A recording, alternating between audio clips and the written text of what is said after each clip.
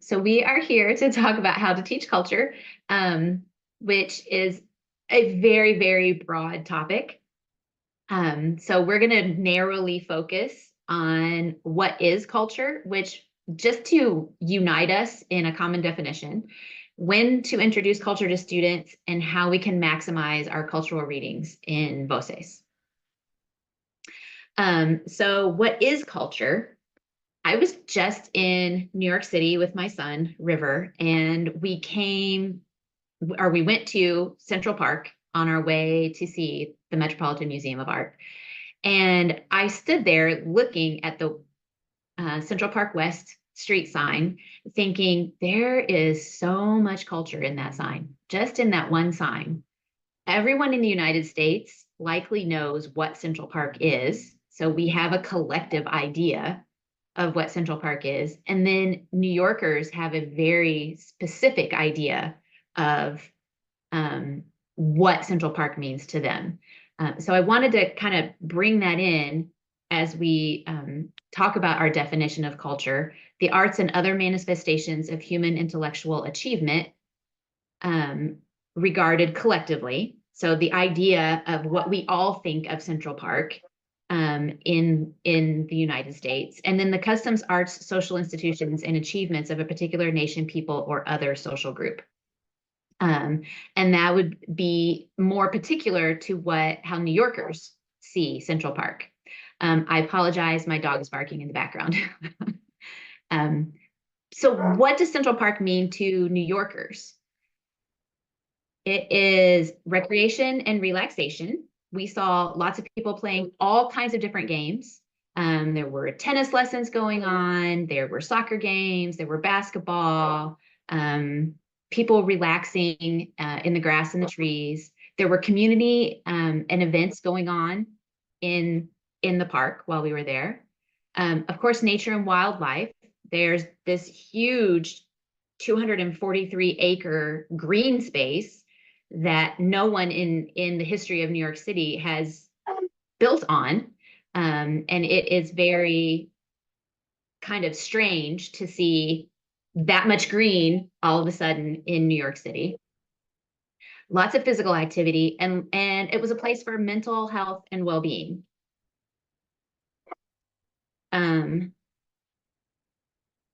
Sorry, so when can we introduce culture to our students? When would we talk about something like that from another country, from our target country? I introduce culture to kick off a unit. I use it in the middle of a unit. I use it as the culminating lesson of a unit. It's its own lesson. Sometimes it is the reason for the lesson in the first place. And just because it's absolutely worth doing it. To maximize some cultural readings in Puentes, 1 second, please. I'm just gonna tend to my dog real quick because he's driving us crazy.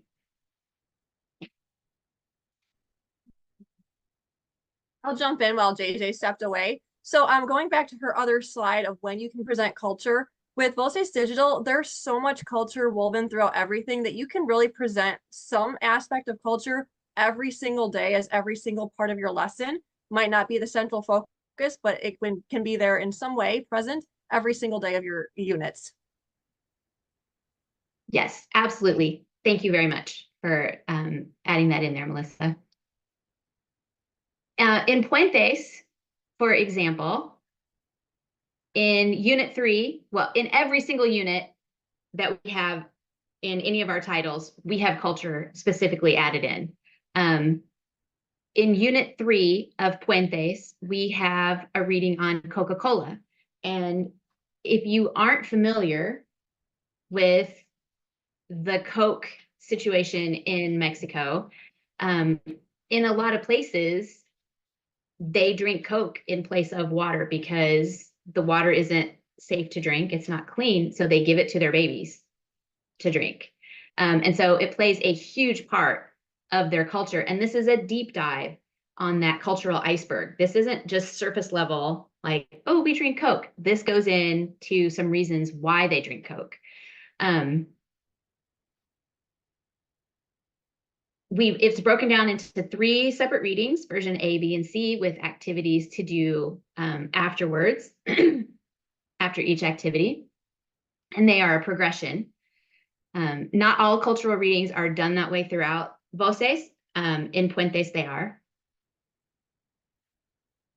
To introduce, we have lots and lots of ways that we introduce culture in Nuestra Historia and Puentes and all of our titles.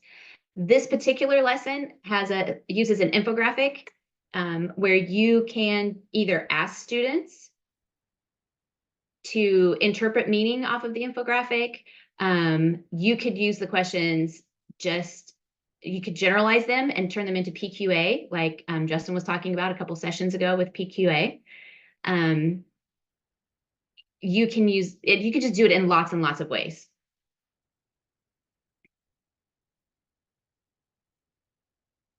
To maximize a cultural reading, Voces does a lot of the work for you to maximize.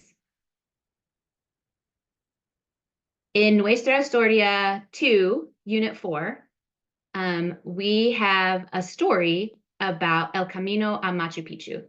And while it is not a reading specifically about Machu Picchu, it brings in so many facets of culture into the regular story reading.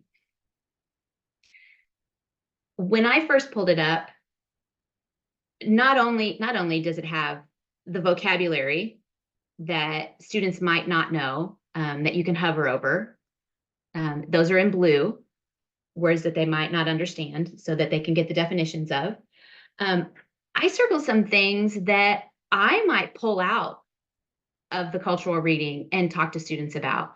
And depending upon their level, it might be a short conversation in English, or if they're advanced students, we might be able to do it in Spanish. But this is about a girl who wakes up early. She has spent 2 weeks in Peru helping at an orphanage with a group of doctors, and she has been working as a nurse. And so the doctors are Doctors Without Borders. And so the story goes through and tells how she's not feeling well because she gets a little bit of altitude sickness and has a headache. And there are lots of ways that you can bring in those things to students. For example, you might take the essential vocabulary that we have with every story that we have, and you might create some PQA with it. What time do you wake up every day? These are things that are discussed within the story that then students will be able to relate to. Have you or someone you know had a surgery? What was the recovery like? Who do you know that works as a nurse? What is their specialty? Would you like to be a nurse? What do you do when you have a headache? Have you ever experienced altitude sickness? So just ways that you can maybe bring attention to some of the things that are happening in the story before you start taking a look at the story. I personally really like to use 4 corners because I've noticed that even my older students, when I taught level 4 and when I taught AP, they really enjoy being able to get up and move to the location of their answer and not having to use words all the time. And so I would put sometimes, often, or frequently, seldom, and then what you can't see because it went down a little too far is never in the corners. And then things like, do you like to hike? Do you like to help others? And they can get up and move to the area of the room where their answer would be. Do you like to volunteer? Do you like working with a team to complete an important task? Do you like to drink tea? Do you like to explore? And you can create as many questions as you want until students are tired of answering them, which I find they actually don't get very tired of that. After this particular cultural reading, we always have, well, this is a story. And so we always have activities after our stories. And this one has yes or no listening comprehension questions. It has a writing activity. It has an interpreted listening activity with a video, and the questions are leveled so that this is a level 2 reading, and the video is definitely a higher level than level 2, but the activities that the students do with the video are written at their level. So the things that they listen for and the questions that they answer are actually at their level. And there's a presentational speaking activity too, where they can record themselves. More ideas for after you do a reading. I know Justin was talking about the hub and talking about a lot of the things that you can find there in the hub. There are, the self-guided training tutorials specifically to do with reading. We have the everyday ADI-based activities, and story-related tasks with graphic organizers are there. Picture and panorama extensions. So you can pull up a picture of Machu Picchu. You could pull up a picture of Doctors Without Borders. You could pull up a picture of what an orphanage is like in Peru. And you could do a lot of activities to extend the learning even more. You can play any and all of these games with a reading from the hub. And there is more in Voces than you can ever use. And these are just some of the ways that you can learn and extend. And of course, that's the hub. And I think in the info session at 1:00, you'll have directions on how to get to the hub. So I wanted to leave plenty of time for question and answer. Like, what are some of your challenges that you have with culture, with presenting culture?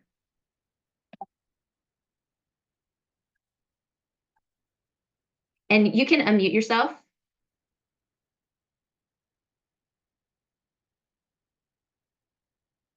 What does quelapa mean in Spanish? Was that in the reading? I don't know. Let's look.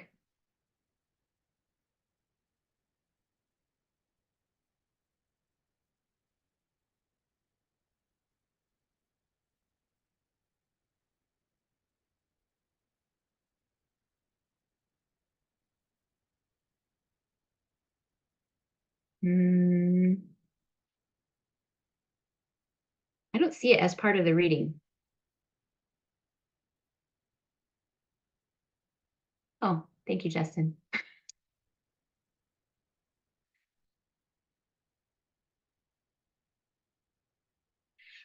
So I know I am looking at the comments here, and Amina, trying to get through the content, and we forego culture, which you're working on incorporating more for this year. Is there a way that culture can be the content? Can it be what you're learning and what you're teaching? Since what we focus on with, I know with the CI, with the Nuestra Historia, we focus on content and the appropriate structures that are necessary. And our cultural readings are going to use the appropriate structures from the series, from the title that you're working with. Sometimes it's not quite as tightly aligned with the unit. Other times, like in the case of Puentes, I know it's very tightly aligned, the culture and the unit vocabulary. You need help with games, there are instructions, but we can play the games with the codes. Melissa, are you more familiar with games in I'm thinking that's the trivia night game. I've only used it once in my classroom, so I don't think I'm the best person to explain how to play trivia night, but I think that's the one that she's talking about. Okay. Are you talking, Erin? Because you're muted. Sorry. We can talk about that game at the Q&A. I Okay. feel like it's just a difficult thing to quickly go over right now. So Okay. How do you assess cultural content? How do you assess what students are like? Student assessment? You can do any variety of things. Is that what you were thinking, Anna?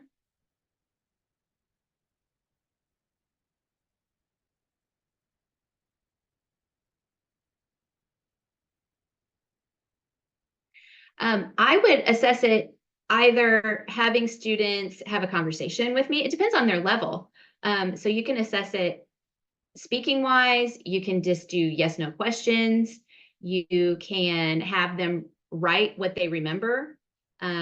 You can have them write their own story that incorporates some culture. And if you wanted to do just something really simple, I know like in Puentes for sure, and I think in some of the other titles, there is a part of the chapter test that has just one page of quick questions about the culture as well.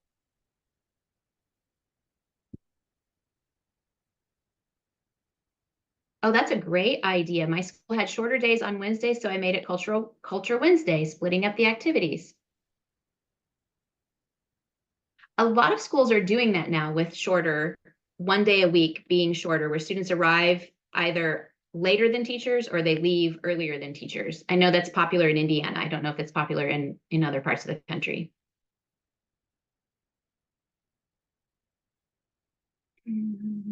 Trying to cover the stories and activities in one semester of high school and work in the culture. So my approach always has been piecemeal. It has never been cover the curriculum for the sake of covering the curriculum. It has been use the pieces that are the most interesting for students, because the more that they are interested, the more that they're going to acquire, and the easier your job is. So yeah, you can cover every story and every activity, but you don't have to in Voces to be able to move on. Teresa says, I'm trying to find a way to make the pages on countries with all the photos engaging to the students. Thinking of doing an unfair game type competition to introduce the photos and have the students guess the answers. Yes, that is something that I've done a lot. I usually use the unfair game as a summary activity, a follow-up activity. You can do any number of things. You can do picture talk with the photos. You can use the suggestions here in the hub that we talked about briefly. Picture and panorama extension activities.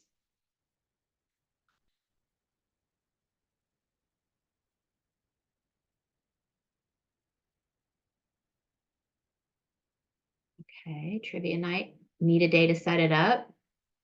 There are so many good culture readings and activities that you can only get a couple in each unit. Yeah, it's hard to choose from all of the wonderful content. And it's really hard to choose from all the wonderful content.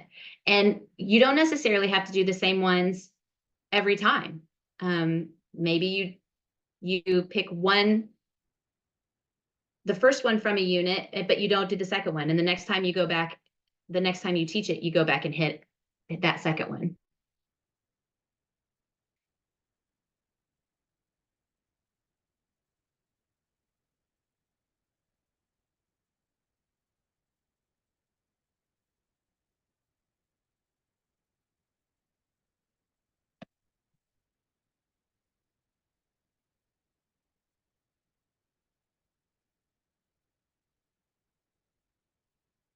Other questions or challenges you have with teaching culture?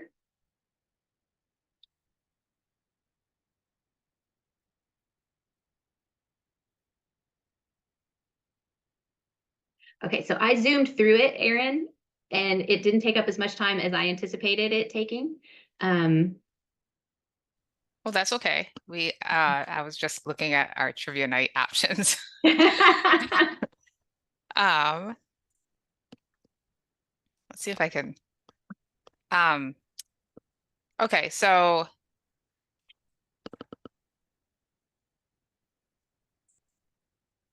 well, thank you very much. And sorry, I got distracted there at the end. It's been a while since I've looked at the different games that we have available in trivia night. So, but thank you for talking about culture. And just a side note, I know a lot of the examples came from Fuentes, and it's just a title that I really love. Oh. Like I love all of our titles, but JJ Yeah. and Melissa did a lot of wonderful work in Fuentes. So,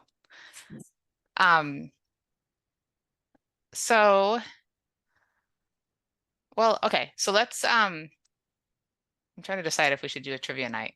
I just don't. We'll do it actually late, a little bit later.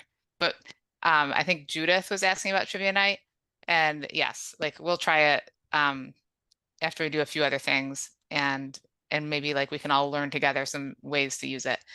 I'm just looking at it now and I'm like, oh yeah, like it's great. Like the idea of it is wonderful. You get these codes, you give a student a link, and the students like you can like hide the codes in assignments. You can hide the codes like literally around the room, and then they answer questions when they like enter the codes at the link, and they get points for answering quickly and correctly.